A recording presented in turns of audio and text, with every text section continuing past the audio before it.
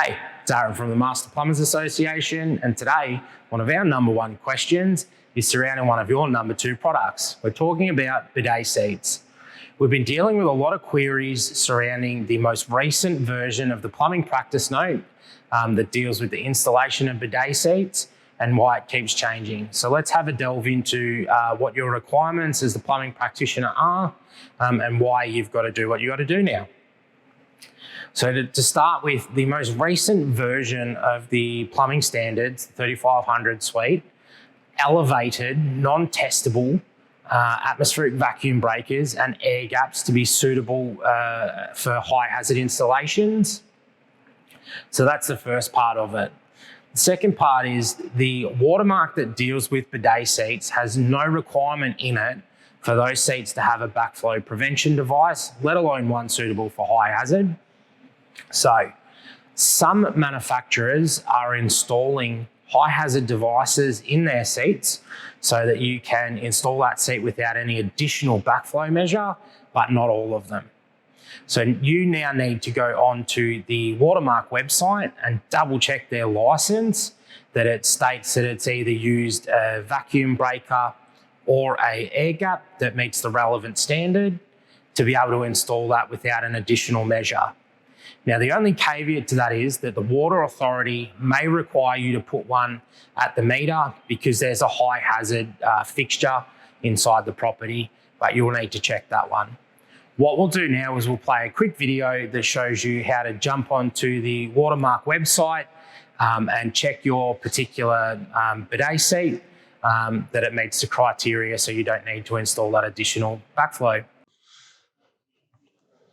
So to start, you're going to want to navigate to the Watermark product search web page, which will provide the link in the video description, or alternatively, you can just search Watermark product search in your preferred search engine. This is the page that you're going to be brought to. It gives you a range of options to be able to search for your actual product. What I would state is that it's going to be better to have the actual model of the bidet that you're going to install first. Otherwise, if you search by manufacturer, you're going to turn up every watermark certificate that they have. For example, this one's 140. So if you can start with the actual product, I've taken the liberty of pulling one out here. So I'm just going to copy and paste it in, but you can just type it in if you've got it. Now, when I hit search on that one, it comes up with one product, so that's great. We're going to have a look at the product detail here, but it also says that it's active and it's safe to install.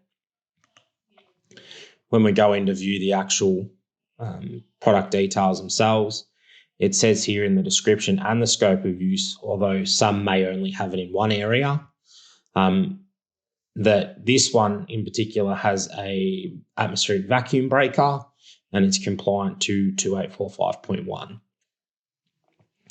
I've taken the liberty of finding another one which shows us that this one itself has a integral brake tank with an air gap, and that's compliant to 2845.2. And then I've found one more which actually doesn't have any high hazard suitable device installed. So this is why it's important that you check, because as we said in the start of the video, to get the watermark, there is actually no requirement to have a high hazard device. So this particular bidet would have to be installed with additional backflow measures.